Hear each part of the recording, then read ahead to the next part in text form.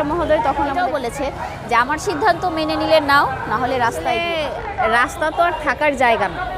আর আমি আমার বাচ্চাটাকে নিয়ে এখানে এসেছি, এটা তো আসলে বেড়ানোরও জায়গা না আর বাচ্চা নিয়ে থাকারও জায়গা না। আমি যতটা কষ্ট করছি আমার বাচ্চাটা কিন্তু তার থেকেও বেশি সাফার করছে।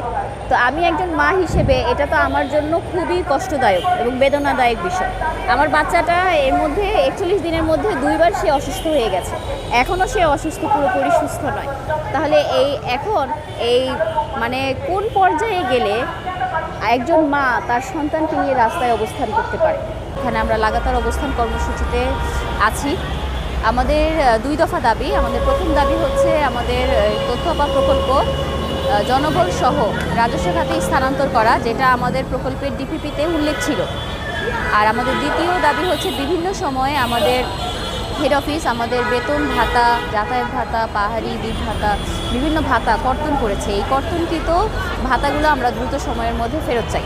এবং আমাদের বর্তমানে আরও একটি দাবি আমরা সংযুক্ত করেছি, আরও একটি দাবি আমাদের সংযুক্ত হয়েছে এবং সেটি হচ্ছে ত্রিপক্ষীয় আলোচনায় বসা। এই 3 দফা দাবিতে আমরা এখানে অবস্থান করছি। আমাদের দাবি পূরণ না হলে আমরা এখান থেকে যাব না, এখানে থাকবো। আর যদি দাবি পূরণ হয় আলহামদুলিল্লাহ আমরা আমাদের নিজ নিজ কর্মস্থলে যোগদান করব। উঠে যাওয়ার জন্য এরকম চাপ তো একটা ছিল। আমাদের 23তম দিনে আমাদের মহিলা ও শিশু বিষয়ক মন্ত্রণালয়ের উপদেষ্টা মহোদয় আমাদের সাথে বসেছিলেন এবং তিনি আসলে আমাদের সাথে যে বসেছিলেন এটা আসলে দ্বিপক্ষীয় আলোচনা নয়, শুধুমাত্র তাদের সিদ্ধান্তটাই আমাদেরকে জানিয়ে দেওয়া হয়েছে, আমাদের উপরে চাপিয়ে দেওয়া হয়েছে। তারা আসলে তাদের সিদ্ধান্তটাই আমাদেরকে বলেছে এবং আমাদের কোনো কথাই তারা শোনেননি।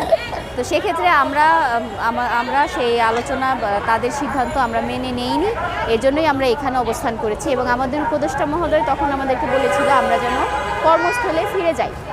পাশাপাশি তিনি এটাও বলেছে যে আমার সিদ্ধান্ত মেনে নিলে নাও, না হলে রাস্তায় গিয়ে থাকো।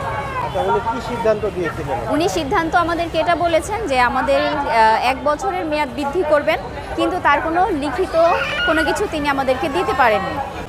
তো আমাদের আসলে দেয়ালে পিঠ থেকে গেছে, আমাদের আর কোনো কিছু করার মতো উপায় নাই, যার কারণে আমি আমার বাচ্চাকে নিয়ে এখানে আসতে বাধ্য হয়েছি। এবং আমি আমাদের কর্তৃপক্ষ, আমাদের অন্তর্বর্তীকালীন সরকারের প্রধান উপদেষ্টা মহোদয়ের কাছে আকুল আবেদন জানাই আমাদের বিষয়টা তারা একটু সুদৃষ্টি দিয়ে দেখুক। আমাদের দাবিগুলো, আমাদের কাগজপত্র, এগুলো তারা ন্যায্যতা কতটুকু আছে এটা যাচাই বাছাই করে আমাদেরকে একটা সুন্দর সমাধান দিক, যেন আমরা সুন্দরভাবে বাসায় ফিরে যেতে পারি।